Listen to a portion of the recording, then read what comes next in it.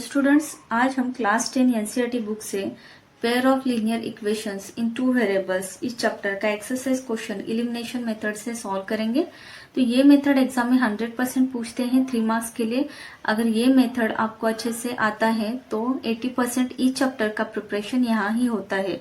तो इसलिए आज इस वीडियो में सबसे आसान तरीके से सॉल्व कैसे करेंगे और इसमें कौन कौन से गलतियां हो सकती हैं जिनको हमें नहीं करना है, एंड लास्ट हमारा आंसर करेक्ट है क्या नहीं, ये कैसे चेक करेंगे, ये सब देखेंगे इस वीडियो थ्रू। तो चलिए शुरुआत करते हैं। यहाँ पर 2 इक्वेशंस है। फर्स्ट इक्वेशन को हम इक्वेशन नंबर 1 देंगे एंड सेकेंड इक्वेशन को इक्वेशन नंबर 2 देंगे। इलिमिनेशन मेथड में किसी एक वेरिएबल को हमें इलिमिनेट करना होता है, यानी पूरी तरह से मिटाना होता है। यहाँ से स्टेप्स को ध्यान से देखना।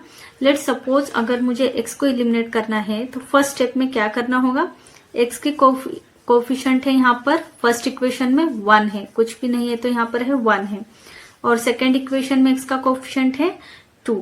तो अगर हम इन दोनों का एलसीएम निकालते हैं, दैट इज 1 और 2 का अगर हम एलसीएम निकालते हैं तो एलसीएम आता है 2। तो बस आपको x के कोफिशिएंट्स 2 ही बनाने हैं। अब 2 बनाने के लिए फर्स्ट इक्वेशन में क्या करना पड़ेगा, इस x को 2 से मल्टीप्लाई करना पड़ेगा। इंपॉर्टेंट यहाँ पर यह है कि सिर्फ हमें x को मल्टीप्लाई नहीं करना है 2 को, इस पूरे इक्वेशन को मल्टीप्लाई करना है 2 से। अब देखिए 2 into X 2x plus as it is 2 into Y 2y and 2 से अगर हम 5 को मल्टीप्लाई करते हैं तो 2 इंटू 5 10। तो इस तरह हमारा न्यू इक्वेशन यहाँ पर होता है। हम इसको नंबर देंगे 3। अब सेकेंड इक्वेशन की तरफ चलते हैं। यहाँ पर हम अगर किसी भी नंबर को नहीं मल्टीप्लाई करते हैं तो चलता है, या फिर हम बोल सकते हैं कि यहाँ पर हम 1 से मल्टीप्लाई करेंगे इस पूरे इक्वेशन को। 1 into 2x 2x minus 3y into 1 minus 3y is equal to 4 into 1 4।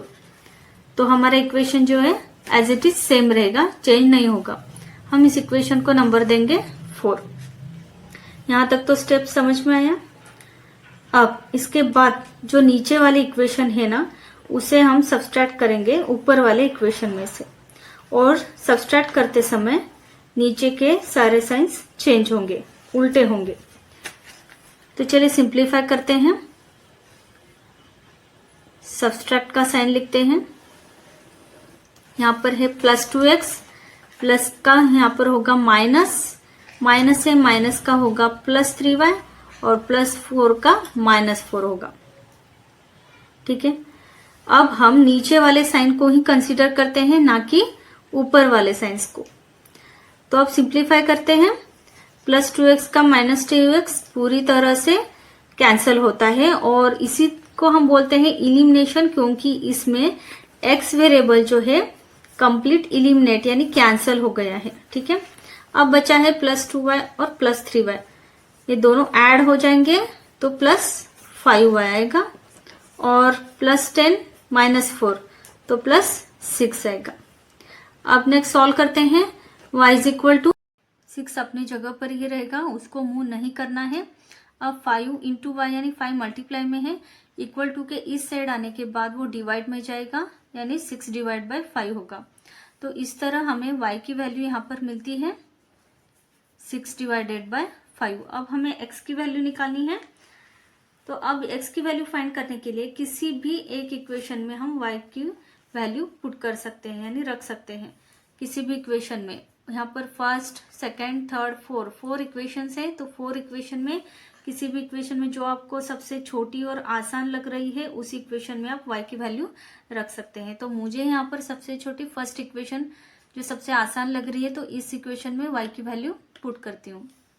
तो फिर से लिख देंगे x plus Y is equal to 5। तो x को हमें फर्स्ट एज इट इज लिखना है, क्योंकि x की वैल्यू हमें फाइंड करना है।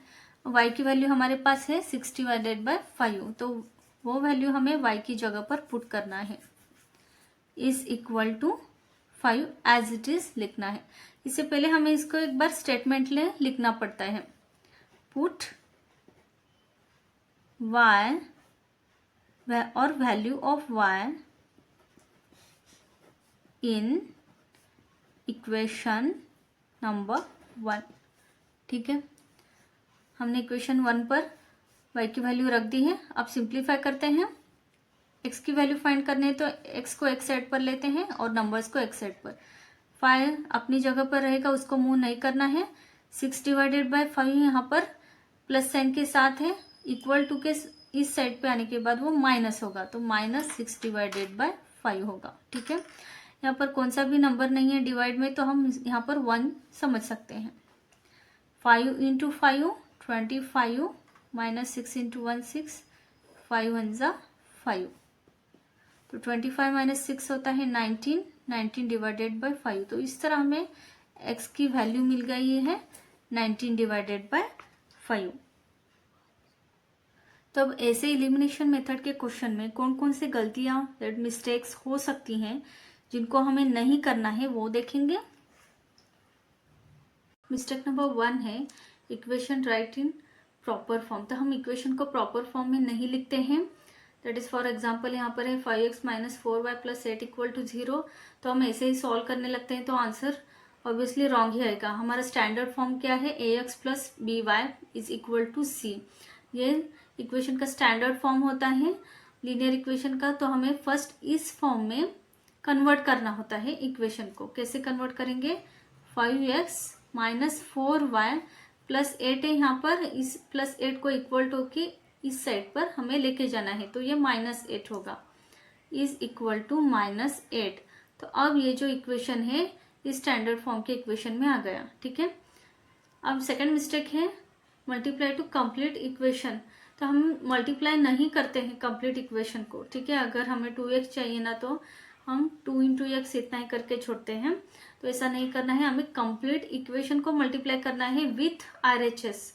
तो कुछ स्टूडेंट्स होते हैं कि जो LHS तक ही मल्टीप्लाई करते हैं, RHS का जो पार्ट है उसको मल्टीप्लाई नहीं करते हैं। ठीक है, तो हमें RHS में जो 5 है उसको भी हमें मल्टीप्लाई करना है, जैसे कि 2x + 2y और RHS का 5 × 2 10। तो इस तरह हमें पूरे इक्वेशन को मल्टीप्लाई करना है। तो नेक्स्ट मिस्टेक है साइन मिस्टेक्स, प्लस माइनस का कंफ्यूजन।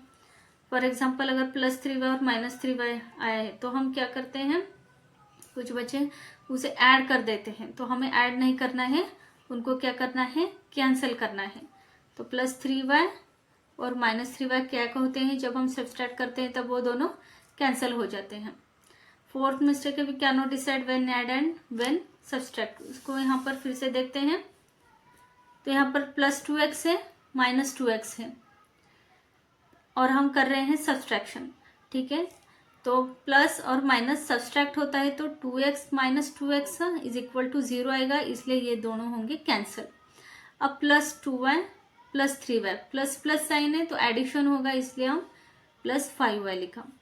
+10 - 4, प्लस और माइनस आए तो हम क्या करते हैं, सब्सट्रैक्शन करते हैं, तो इसलिए हमने 10 - 4 किया, 6 आया और हम बड़े नंबर का साइन दिया है। यहाँ पर बिग नंबर कौन सा है, हमारा 10 है और उसका साइन है प्लस, इसलिए हमने उसका साइन दिया +6। तो अब साइन का कंफ्यूजन हो गया। तो नेक्स्ट चलते हैं,